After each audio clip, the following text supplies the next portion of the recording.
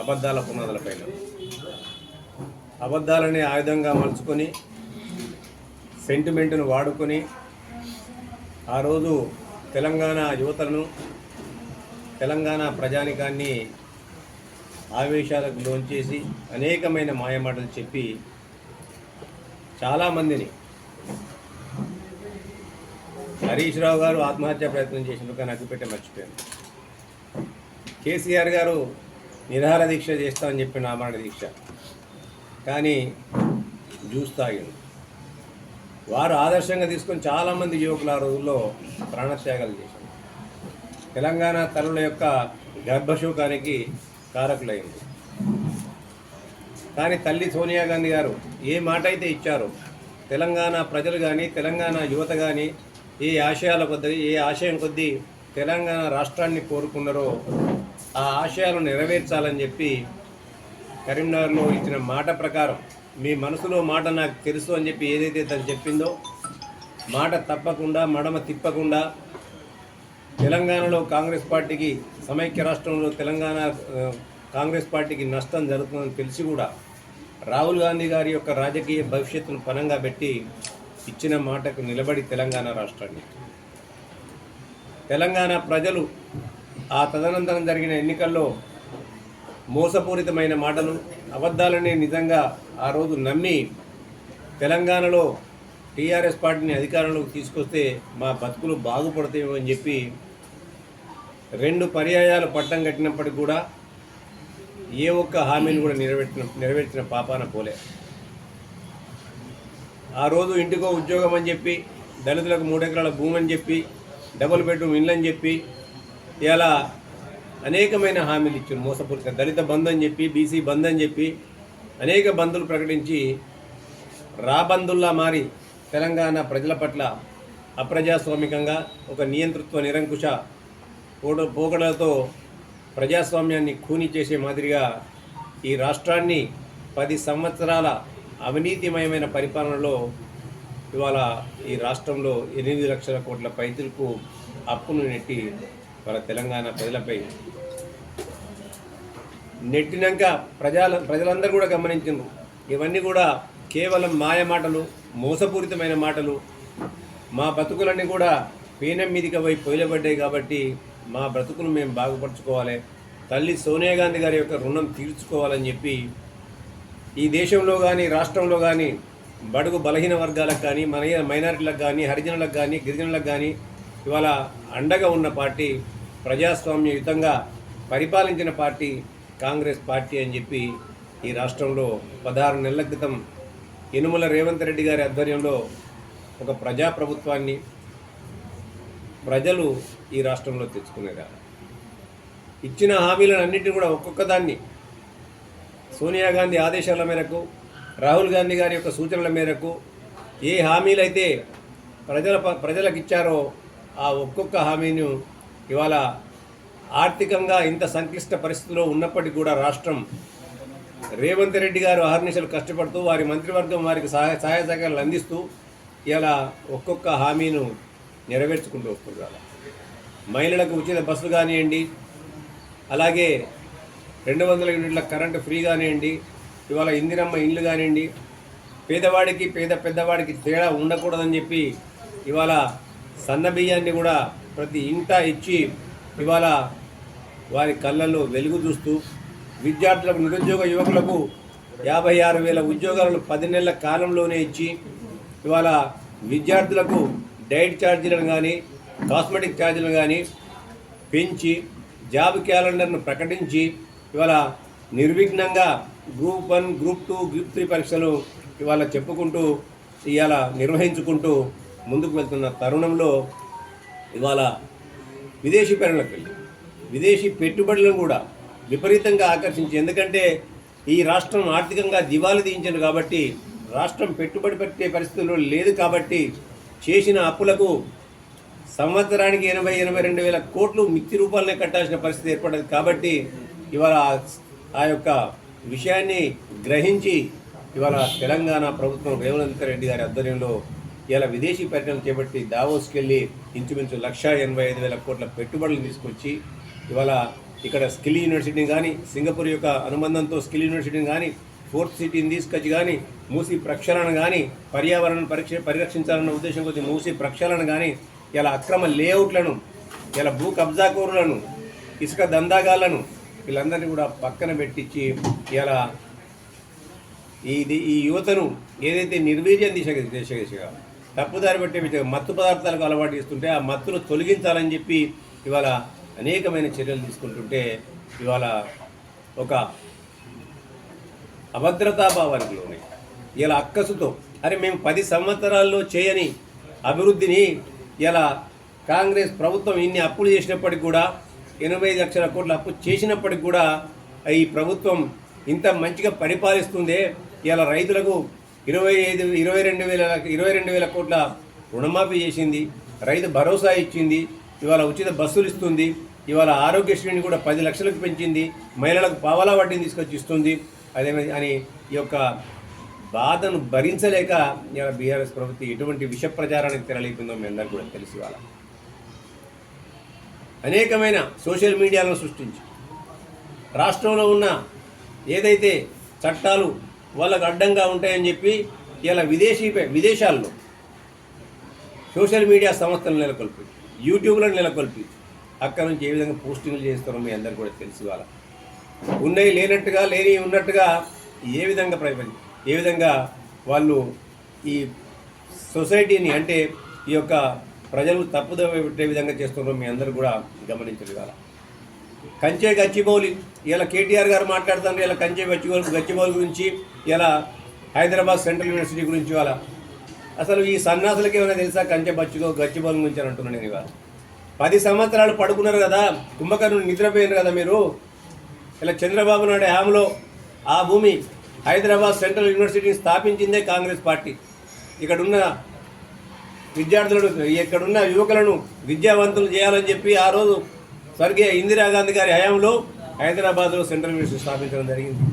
ఆ రోజు 2300 ఎకరాలు ఇవ్వడం జరిగింది సర్క్యులర్ ప్రకారం. తదనంతరం జరిగిన పరిణామాల్లో ఇవాళ చంద్రబాబు నాయుడు గారు ఆ రోజు బిల్లీరావు గారు అంటే ఐఎంజీ అకాడమీకి ఇలా ఆ భూమిని కేటాయించడం.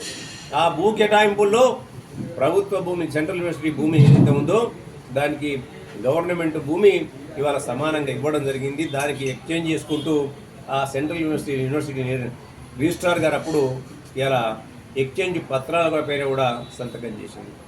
దానికి సెంట్రల్ యూనివర్సిటీకి ఈ సెంట్రల్ గవర్నమెంట్ ఆధ్వర్యంలో జరుగుతుంది కాబట్టి అప్పుడున్న సెంట్రల్ గవర్నమెంట్ కూడా దానికి అనుమతులను కూడా ఇచ్చింది. అలా అది పక్కా ప్రభుత్వ భూమి.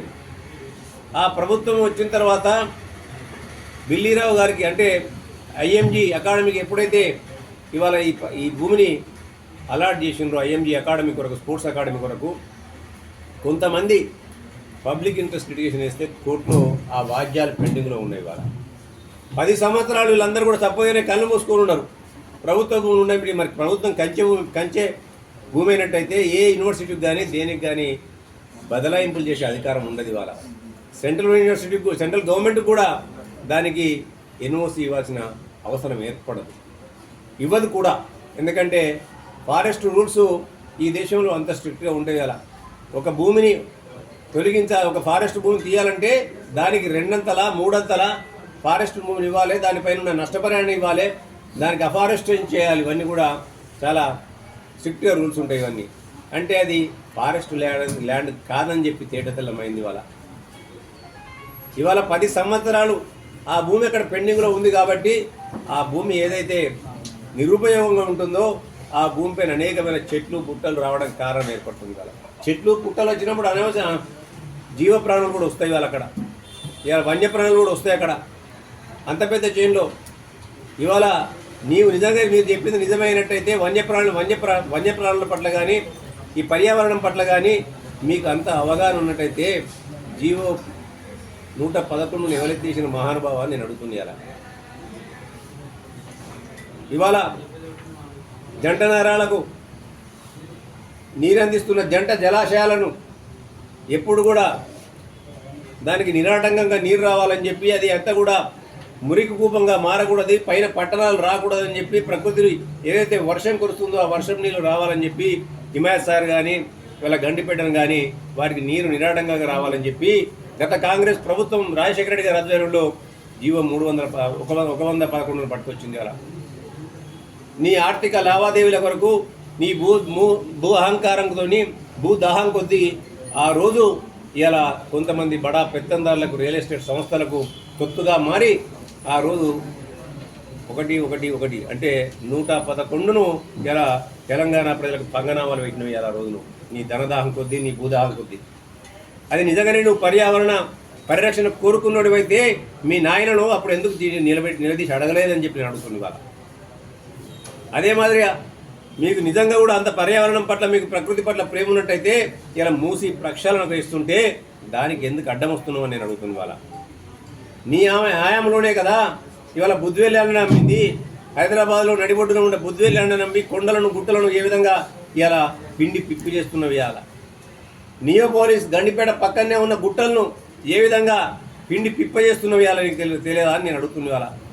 నీ సిరిసిల్ల ప్రాంతంలో కూడా అనేకమైన కొండలను గుట్టలను ఏ విధంగా పిండి పిప్పి చేసి నీ ధనదాహానికి నీ అనుచరుల యొక్క ధనదాహానికి ఇలా తెరలేపింది తెలంగాణ ప్రజానీకం అంతా కూడా చూస్తుంది. ఇవాళ లేని ఆర్టిఫిషియల్ ఇంటెలిజెన్స్ను పెట్టి లేని వన్యప్రాణులందరూ క్రియేట్ చేసి ఇవాళ ప్రపంచాన్ని ఏదో కాంగ్రెస్ పార్టీ అది చేస్తుందని చెప్పడానికి నువ్వు చేస్తున్న ప్రయత్నాన్ని ప్రజలందరూ కూడా గమనించాలి. ఇలా కొంతమేర ఈ దుష్ప్రచారాన్ని కొంతమేర నమ్మి ఉండొచ్చు, కానీ రాను రాని నిజాలన్నీ కూడా నీకు తెలుస్తుంటే నీ బండారం అంతా బయటపడుతుంటే ఇంకా కూడా నవ్విపోదురు కాడగా నాకేది సీట్ అన్నట్టు అన్నీ కూడా తప్పుడు వార్తలే, ఫేక్ వార్తలే, అన్ని ఫేకుడు వార్తలే. ఈ పేకు మాస్టర్ ఇవాళ చేస్తుంది ఏంటంటే కేటీఆర్ ఈ పేకు మాస్టరు అన్ని పేకుడే, వేరేది ఏం లేదు. ఇక ఎందుకంటే వాళ్ళకి తేడతెల్లం అయిపోయింది. అలా ఎంత ఆర్థిక అస్తవ్యస్తలకు గురి చేసినప్పటికి కూడా ఈ రాష్ట్రం తన కాళ్ళపైన తను నిలబడ్డది.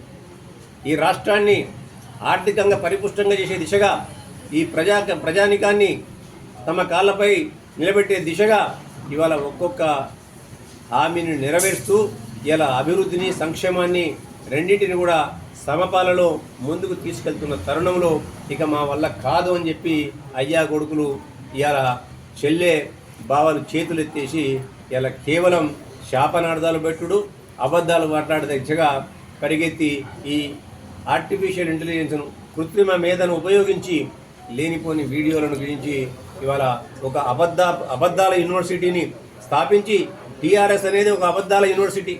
ఆ యూనివర్సిటీలో వాళ్ళ యొక్క కార్యకర్తలను అందరికీ కూడా అబద్ధాలు నేర్పుడు తప్ప ఇంకోటి కాదు వాళ్ళు చేసింది. వాళ్ళ నోరు చెప్పితే అబద్ధాలే, నోరు తెరిస్తే అబద్ధాలే, తెల్లారు లేస్తే వాళ్ళ బతుకులన్నీ కూడా అబద్ధ బతుకులే. ఇవాళ ఏం మాట్లాడినో ఇక్కడేం మాట్లాడినో ఇంకొక దూరం పోతే మాట్లాడరు వాళ్ళు. నాయన మాట్లాడిన దానికి పొంతన ఉండదు. వాళ్ళ నాయన మాట్లాడతాడు యూనివర్సిటీకి గిన్ని ఎకరాల భూమి అవసరం అంటాడు.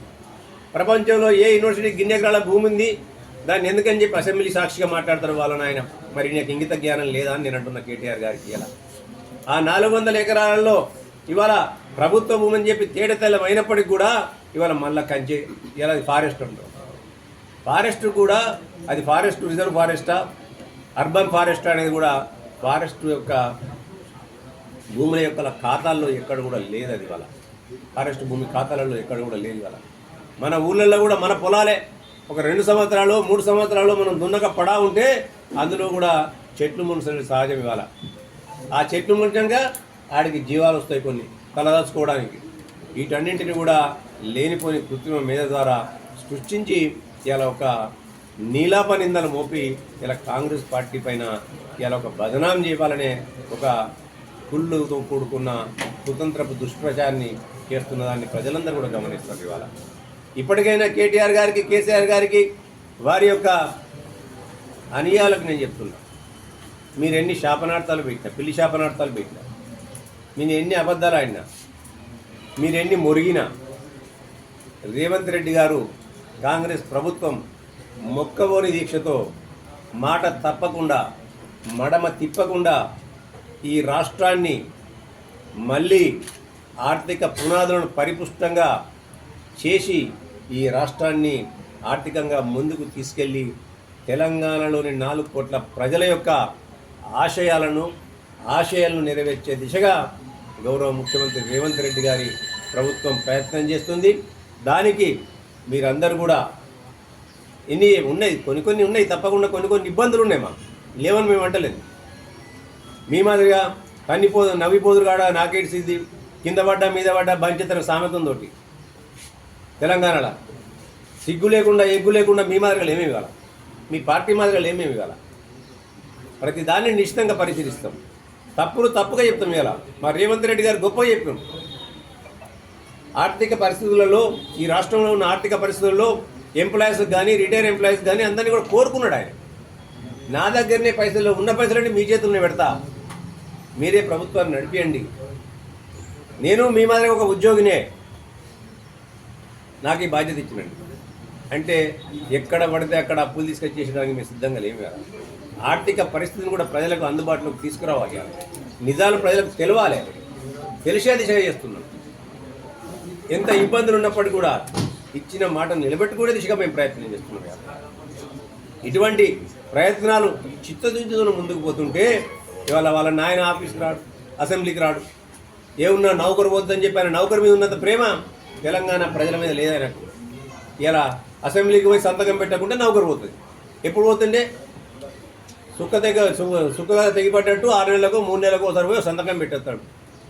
అది బడ్జెట్ రోజు, ఎందుకంటే మాట్లాడేది ఏముండదు. ఇక ఫామ్ హౌస్లో ఏమో నేను లేతే కానీ మగోని కానీ ఆగనంటాడు. కానీ ఫామ్ హౌస్లో మాట్లాడేమో ఇంకా దురహంకారాన్ని ఇంకా మర్చిపోలే వాళ్ళు. ఇలా వ్యవస్థలన్నింటినీ కూడా ఒకవైపు వ్యవస్థలన్నింటినీ కూడా చిన్నాభిన్నం చేసిరు ఈ రాష్ట్రంలో. బీఆర్ఎస్ హయాంలో వ్యవస్థలన్నీ కూడా చిన్నాభిన్నం చేస్తుంటే ఇలా కేంద్రంలో బీజేపీ కూడా వ్యవస్థలన్నింటి కూడా నిర్వీర్యం చేస్తూ వాళ్ళ అవసరాల కొరకు వాడుకుంటుంది. అలా నేషనల్ హెరాల్డ్ పత్రికలో జరిగిన దందా ఏందో నాకు అర్థం కాదు ఇంతవరకు కూడా. అనేకమైన డొనేషన్లు ఇస్తారు. ఇవాళ ఎలక్టోరల్ బాండ్ల పేరు పైన బీజేపీ పార్టీ ఎన్ని కోట్ల రూపాయలు దండుకుంది. అలా సుప్రీంకోర్టు తప్పులు బట్టి చివాట్లు పెట్టినప్పుడు కూడా సిగ్గు ఎగ్గు లేకుండా ఇంకా కూడా అనేకమైన ఇవాళ చూసినట్టయితే పేపర్లో చూసినట్టయితే వేల కోట్ల రూపాయలు వాళ్ళ ఫండ్ వస్తుంది. ఎందుకు వస్తుంది వాళ్ళ ఫండు? నీ యొక్క అధికార దుర్వినియోగం ద్వారా కాదా అని నేను అంటుంది. వాళ్ళ కాంగ్రెస్ పార్టీ సోనియా గాంధీ ఏమనట, రాహుల్ గాంధీ ఏటోట, మాకు వ్యవస్థలపైన చట్టపైన నమ్మకం ఉంది, వాటిని గౌరవిస్తాం మేము. కానీ ఎంతసేపు కక్ష సాధింపు దూరంలో ఇలా వ్యవస్థలను భ్రష్టు దిశగా ప్రయత్నం చేస్తుంటే ఇవాళ కాంగ్రెస్ పార్టీ చూస్తూ ఊరుకోదు. కాంగ్రెస్ పార్టీ ఈ దేశానికి స్వతంత్రం తీసుకొచ్చింది. కాంగ్రెస్ పార్టీ ప్రపంచ దేశాలు మెచ్చుకునే మాదిరిగా ఇలా ఈ దేశానికి రాజ్యాంగాన్ని ఇచ్చింది. ఆ రాజ్యాంగంలో ప్రజలకు హక్కులను ఇచ్చింది, అధికారులకు బాధ్యతలను ఇచ్చింది. ఇవాళ రాజ్యాంగం ఇవాళ దానికి తూట్లు పొడిచే దిశగా ఒక మనువాద రాజ్యాంగాన్ని ఈ దేశంలో బీజేపీ పార్టీ ఇవాళ తీసుకురావడం యొక్క కుతంత్రాలను పక్కన పెడుతూ ఇవాళ అందుకే రాజ్యాంగ పరిరక్షణ యాత్రను కూడా చేపట్టే దిశగా కాంగ్రెస్ పార్టీ చేస్తుంది. ఇవాళ అందుకే ముందే మేము ఊహించిన ఇవాళ వ్యవస్థలను రాజ్యాంగాన్ని ఈ యొక్క భారతీయ జనతా పార్టీ ఎక్కడికక్కడ కూలదూసే ప్రయత్నం చేస్తుంది. కాబట్టి ప్రజలను మేల్కొల్పే దిశగా ఇలా ఆ రోజు కన్యాకుమారి నుంచి కశ్మీర్ వరకు రాహుల్ గాంధీ గారు భారత్ జోడో యాత్ర చేపట్టి ఇవాళ నఫరత్ చోడో భారత్ జోడో మొహబ్బత్ కా దుకాన్ ఖోలో అని చెప్పి ఏదైతే ఆ రోజు మేల్కొల్పింది. కాబట్టే ఇవాళ రాజ్యాంగంలో ఆ రోజు బీజేపీ పార్టీ 400 సీట్లు ఇస్తే వాళ్ళ యొక్క బండారం బయటపడుతుండే. అలా ఈ రాజ్యాంగం ఎప్పుడూ మారిపోతుండే. ప్రజలు గమనించి వాళ్ళ స్థానం ఏందో చూపించారు. భారతీయ జనతా పార్టీకి ఎప్పుడు కూడా భారతదేశ స్వతంత్ర పోరాటంలో పోరాడిన చరిత్ర లేదు. వాళ్ళకు భారతదేశం పట్ల వాళ్ళకు మక్కువ లేదు. వాళ్ళకు భారతదేశం అంటేనే భిన్నత్వంలో ఏకత్వం, ఏకత్వంలో భిన్నత్వం, అనేక ప్రాంతాలు, కులాలు, మతాల యొక్క సమాహారమే ఇలా భారతదేశం. దాన్ని కాపాడడం కాంగ్రెస్ పార్టీ లక్ష్యం. ఇలా కాంగ్రెస్ పార్టీ తప్పకుండా ఈ భారతదేశం యొక్క సార్వభౌమత్వాన్ని, ఇలా సమానత్వాన్ని, పౌర హక్కులను పరిరక్షించే దిశగా పనిచేస్తుందని తెలియజేస్తున్నాను. Thank you.